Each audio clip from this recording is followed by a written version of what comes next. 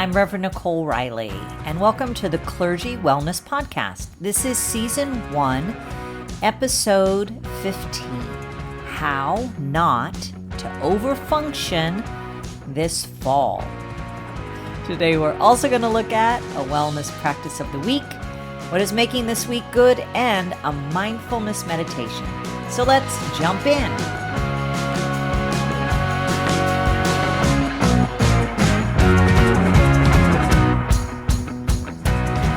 This last week in my coaching practice, I spoke to several pastors who were just feeling a little out of sorts. Things were getting really busy at the church, and if they had kids or other things going on, they were also getting busy at home. Now at church, fall is the time when things start getting ramped up, which means in some communities you might be having a homecoming Sunday or getting Sunday school and youth group back running. Or you might have some small groups that need new leaders and people to sign up to be part of them. Maybe you're thinking about stewardship. And of course, we're all looking toward Advent and Christmas. And Christmas this year is unfairly on a Sunday. I think what's making this year particularly a lot is that it feels like it's the first fall that's at least a little bit normal since 2019. And so there's lots to do. There's lots of opinions and thoughts and needs and personalities to balance. There's a lot to figure out. Now, I don't know how you're doing. But if this fall seems a little more crazy than usual, and you're wondering how you're going to pull it off, you, my friend, are in good company. But what if, as you're looking at all of this, you could make some changes that would help things go a little bit differently? Not right in this moment, I will admit that. But certainly by the summer, maybe as early as the spring. What if there were some things that doing them this fall, thinking about them this fall, would make being a pastor more rewarding and less crazy making? And it would also strengthen the church and grow your people. I'm going to guess if I had something like that, you would be interested. Now, of course, I'm not saying that this would make it so you're never busy again. You will, of course, be busy in the fall. You will be busy during the Christmas holidays, of course. But I've been thinking about some pretty, for me, big things. Some assumptions that we make that cause ministry to be harder than it really has to be. A couple weeks ago, I was listening to a podcast, and the host was talking about how when she was a pastor, she had burdened the laity of the church by asking them to serve. And she expressed that since they weren't paid, it was unfair to ask them to do the many volunteer activities needed to make a church happen. And she expressed guilt for asking so much of them. That is one way of seeing it, and I think maybe it's a common way. If you feel like that, it would of course make sense that you'd feel responsible for then doing all the things. Preaching all the sermons, leading all the meetings, teaching all the studies, and you try to minimize asking others to do things. If this is you, you may feel like you don't want to impose on the people at the church. They're already so busy anyway. Now, I get that, because when I was new in ministry, I felt exactly like that too.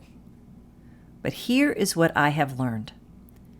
And I share it with the hope that I can spare you some burnout, some despair, some sleepless nights, and a lot of overfunctioning. And I believe that what I'm going to share isn't only more healthy for you, but is actually a lot more healthy for your church. So, my hot take is you're doing all the things instead of raising up laity who lead the church, creates heartache for you, and creates a crappy church. Now, what do I mean by that? Well, I spent 5 years working with new church starts and churches that want to revitalize, and I learned very quickly from watching all that was going on that the churches that went on to grow and flourish did so because they were lay-led. The pastor, of course, needs to preach well and lead well, but the pastor's main job is not to do all the things. The pastor's main job is to train up others who God has called to do the ministry of the church, both on Sunday and the ministry of the church throughout the week. Now, this is never about guilting people. It's never about taking advantage of people, because that would be wrong. It's about ministry, which is the calling of all Christians. It's about the church, which is the body of Christ on the earth. The nature of the church is that pastors come and go. And if it's up to the pastor's leadership alone, then the church will experience wild swings depending on the pastor's gifting. Pastors matter a lot, but laity and expanding their leadership in a church matters more. Let me say that again. Pastors matter a lot, but laity and expanding their leadership in a church matters more. Now, of course, in some ways what I'm talking about, especially at the beginning, is way harder than just doing all the things yourself, right? You know what needs to be done. You know how it needs to be done. And if someone else does it, who knows how it'll go? You might even get some complaints. But doing things right, or at least doing them our way, is highly overrated. What is more important is that new leaders are mentored and raised up, that they are put in places of real contribution according to their gifts, that they are entrusted with ministry and with leadership. You know, every once in a while, you hear a story about a pastor with great gifts for ministry who went from a church of 100 people in worship to 500 people. And then 3 years later, that church was down to 100 people in worship. Why is that? Well, it's because the pastor didn't understand. When they arrived, they looked at the church through their old ministry lens. And since the church was 5 times larger, there was so much more to do, and it was overwhelming. And so they started doing as much as they could, and they couldn't keep up. And those who were leading were pushed aside because the pastor believed that it was their job to do all the things. So the church shrunk and the pastor burned out, and the laity who had gifts for leading moved on. I think of our early Methodist tradition, when pastors rode horses around and came into town to preach and to preside at the communion table and to baptize. In many cases, they visited a church only once a month, and the other 3 weeks of the month, the laity did the preaching and leading. Recently, a friend shared with me about a church they had visited. It was a church that was so small it had gone back to this model with the pastor only in town once a month. But sadly, the other part of the model was lost, because instead of laity taking the lead on those other 3 weeks, the church was closed those 3 weeks.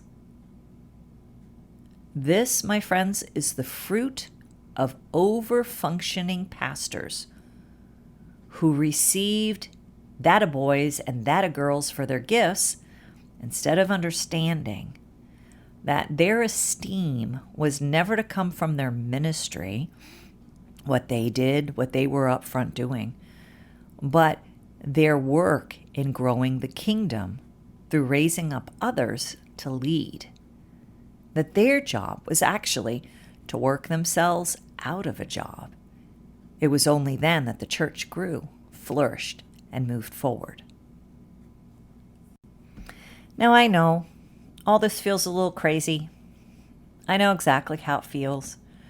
Early in my ministry, I looked so much to the church to validate that I was called and that I was gifted. And so I overfunctioned. I did all the things. And people talked to me about all the great things I had brought to the church. We can get caught in that cycle, but really what it's about isn't that at all. What it's about is our giving our gifts, but raising up others to give their gifts. Laity, unpaid servants in the congregation who live out their ministry in as wonderful and as life-giving a way as clergy who are ordained. I wish the Board of Ordained Ministry, instead of looking at your sermon and hearing about the Bible study you led, had a list of all the new leaders that you brought in, looked at all the people you'd raised up to do different tasks in the church, not out of a sense of guilting them or making them feel like, oh, I don't know who else is going to do this, but because we are the church, we are the body, we are called to do ministry together. That's how ministry is to happen. Not in this hierarchical model with one person at the top doing most all of the things and feeling the weight of it all. Instead, we are called to be a community and to do ministry as the body, each with their different function. In my last appointment, I felt that there were 3 things I really spent my time on. And really, this was the bulk of where all my time went. 1 was to preach a great sermon each week. So I spent a lot of time and energy on my message, not just on what it said, but on the delivery. The second thing I thought that I was called to do there was to raise up leaders, to work with existing leaders, and to help identify new leaders. And then third, I was called to raise money so that the church would have the resources it needed for the ministry God was calling it to. My associate, Pastor Michelle, was really great at so many of the other things that I didn't do, like pastoral care and small group leadership. In many churches, pastors feel like they have to do all the things because it's just them on staff, and I get that. But really, if you want to have a successful ministry that lasts over 30 years, if you want to grow the church that you're sent to no matter what, the secret is not you.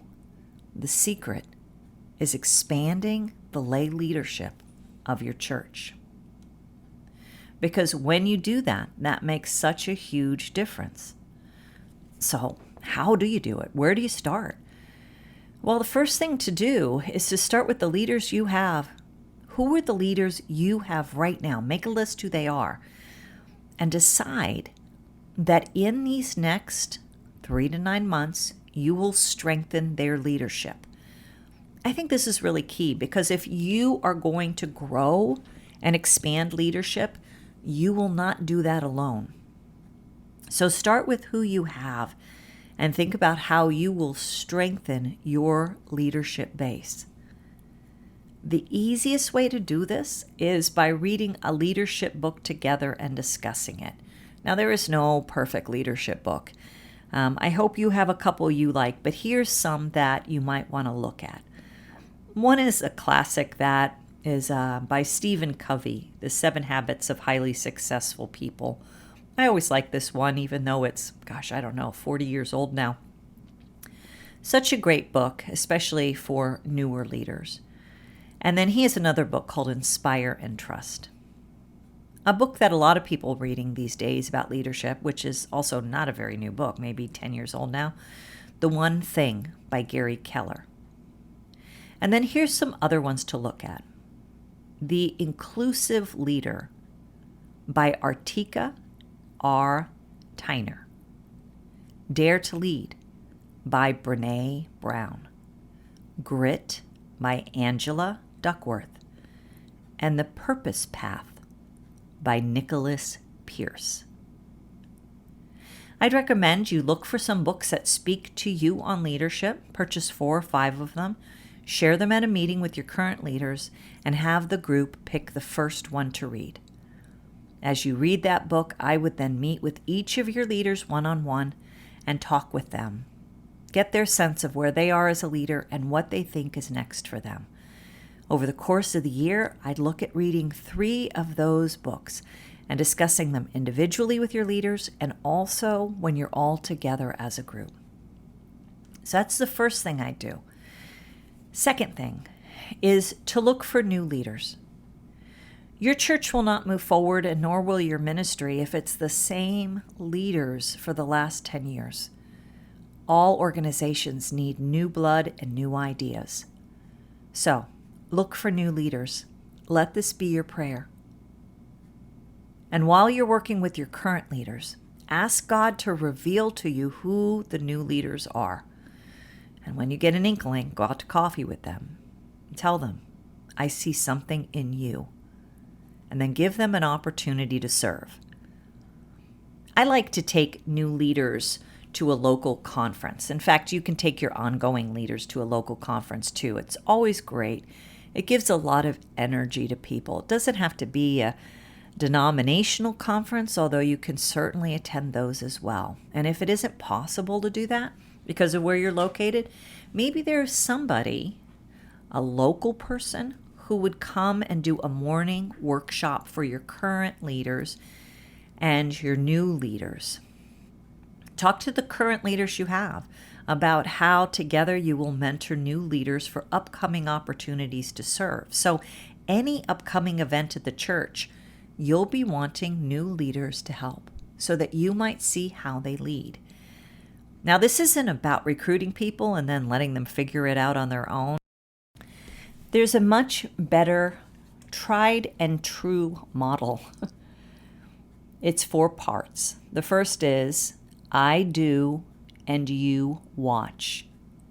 Second is, I do and you help. Third is, you do and I help. And the fourth is, you do and I watch. So I do, you watch. I do, you help. You do, I help. You do, I watch. And the model's idea is that we're mentoring people into new positions of leadership. Now, of course, depending on what the leadership thing is, if you're setting up chairs at the church, you probably don't need to have people watch you do that. But you can, in a lot of situations, use this model. So raising up people to serve. As Sunday school teachers, as small group leaders, as those who assist in worship, as those who work on a mission project in the community, it empowers people for the work of ministry. So if you want to enjoy ministry more, you will need to invest in raising up new leaders. Does that mean that some things won't get done now? Yeah, it does. Does it mean that some people will get mad because you're not doing all the things? Yeah. But think long term. And put your energy toward developing leaders because it is the key way to stop overfunctioning. If you need a coach to help you with this, let me know. I'd be happy to help.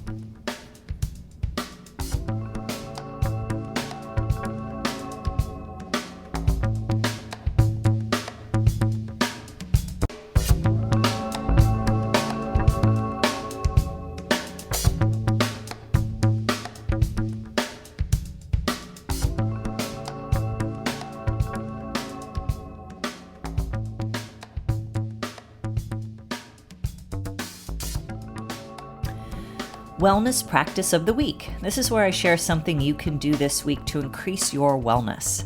So I want to talk about hobbies. Do you have any? Having hobbies is actually super important to your wellness. So what are your hobbies? Reading is simple, gardening is good, walking is fun. It really doesn't matter what your hobby is, just that you have one. Many years ago, I bought some cookie cutters. You know, it was a time when those really big cookie cutters were kind of fashionable. And this was a cookie cutter that was as big as your hand. It was shaped like a hand. And in the middle of the palm, it had a heart cut out. And one day, on a Saturday, I baked about 24 cookies with this hand form, and then I decorated each of them. They looked amazing. I really wish I had a picture, but I didn't take a picture of them. I had made those for fellowship on Sunday.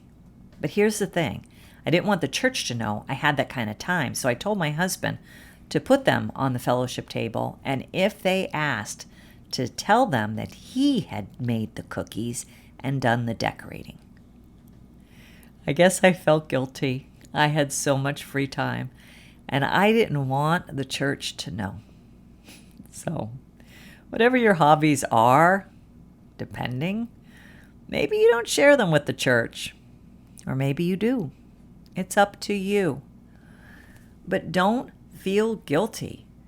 Get a hobby, one you love, one that makes you happy, and one that gives you life, because hobbies grow our wellness.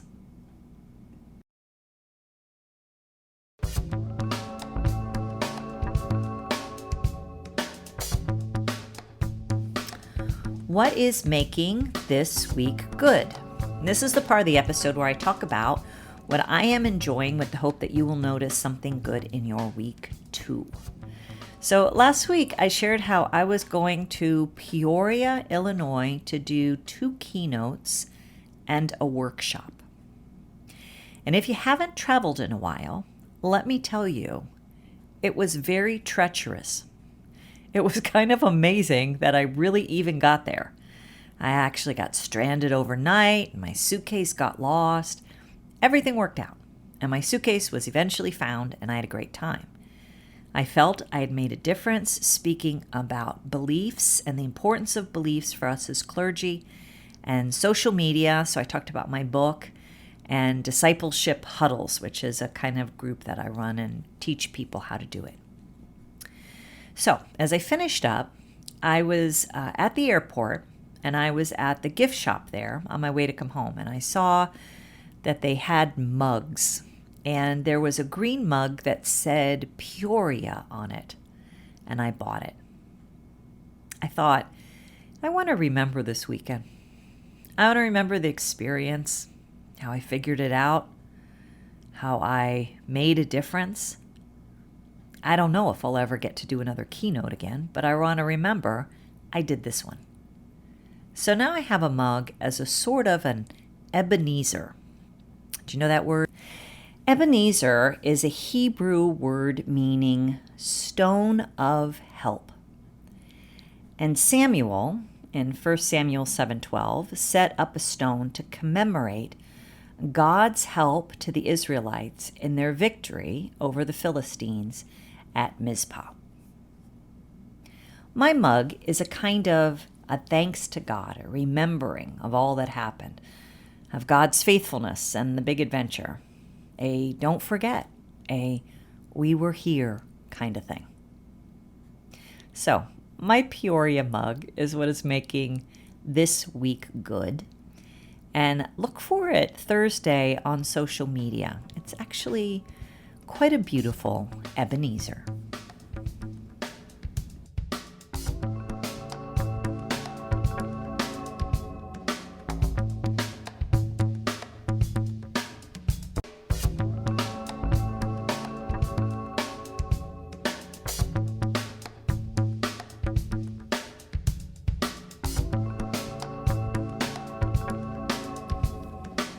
Mindfulness Meditation.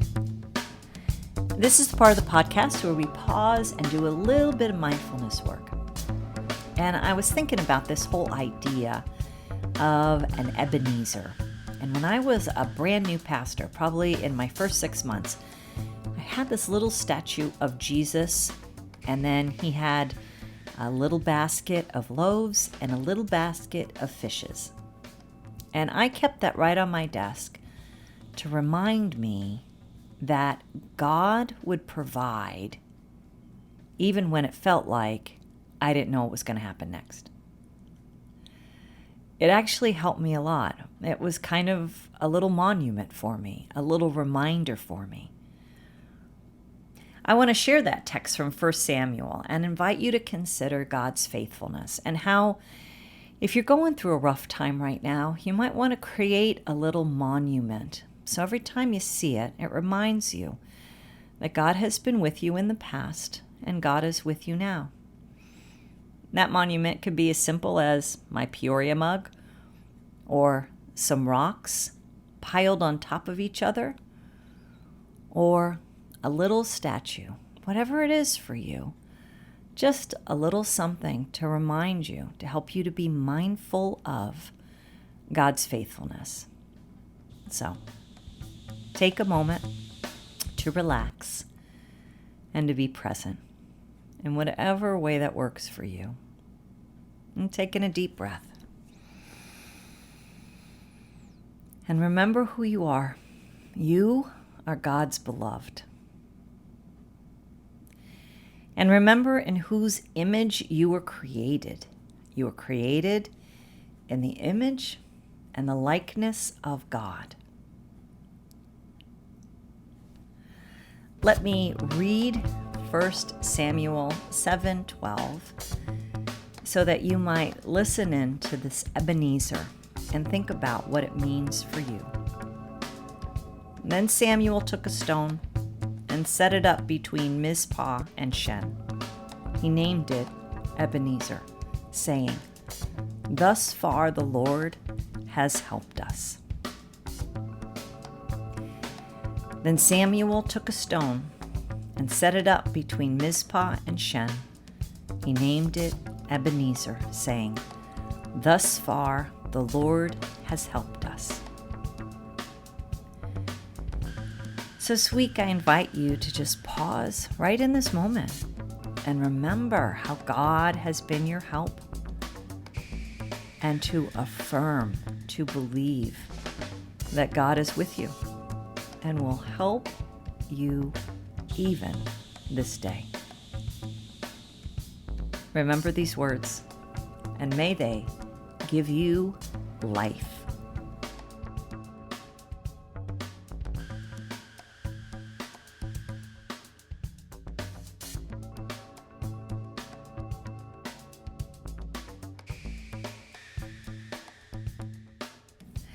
Thanks for listening. I appreciate you. I invite you to subscribe, rate, and review this podcast. I would so appreciate it if you would review it. That's actually one of the ways that people find it. So whatever platform you listen on, it'll take you under 5 minutes, and it would be a wonderful thing for me this week to see that. So you can find out more about me and about clergy coaching and life coaching and social media management for churches at NicoleRiley.com. You can check out my book, Expanding the Expedition Through Digital Ministry, on Amazon. And today I invite you to make the important choice to embrace a life of wellness. See you next week.